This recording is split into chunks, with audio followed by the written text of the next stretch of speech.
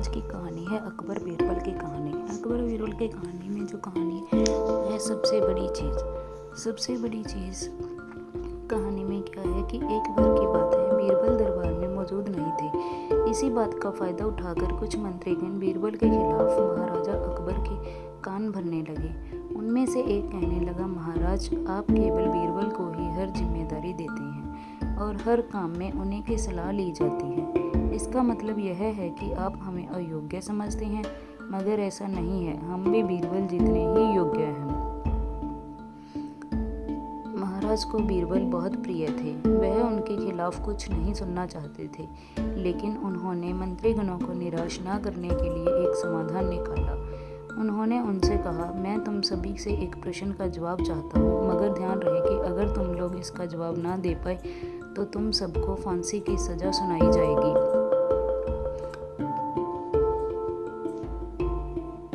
दरबारियों ने झिझक कर महाराज से कहा, ठीक है महाराज, हमें आपकी ये शर्त मंजूर है, लेकिन पहले आप प्रश्न तो पूछिए। महाराज ने कहा, दुनिया की सबसे बड़ी चीज़ क्या है? यह सुनकर सभी मंत्रीगण एक दूसरे का मुंह ताकने लगे। महाराज ने उनकी ये परिस्थिति देखकर कहा, याद रहे कि इस प्रश्न का उत्तर सटीक होना चाहिए। मुझे कोई भी अटपटा सा जवाब नहीं चाहिए। इस पर मंत्रीगणों ने राजा से इस प्रश्न का उत्तर देने के लिए कुछ दिनों की मोहलत मांगी। राजा भी इस बात के लिए तैयार हो गए। महल से बाहर निकलकर सभी मंत्रीगण इस प्रश्न का उत्तर ढूंढने लगे।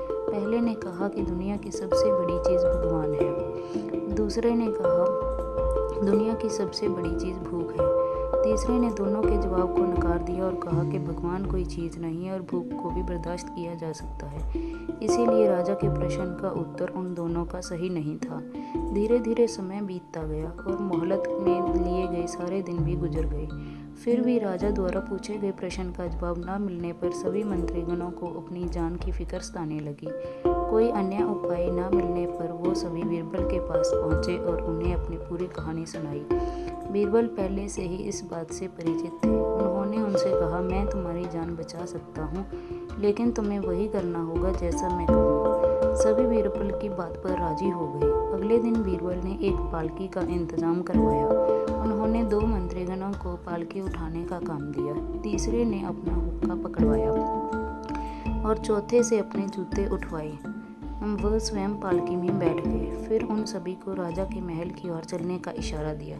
जब सभी बीरबल को लेकर दरबार में पहुंचे तो महाराज इस मंजर को देखकर हैरान थे।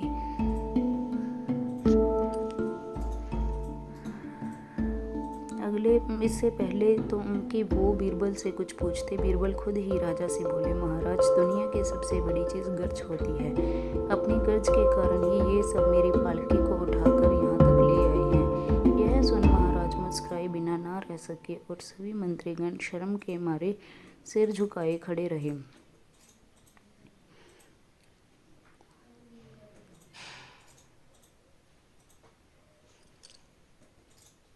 इस कहानी से हमें क्या सीख मिलती है कि हमें कभी भी किसी की योग्यता से जलना नहीं चाहिए, बल्कि उससे सीख लेकर खुद को भी बेहतर बनाने की कोशिश करनी चाहिए।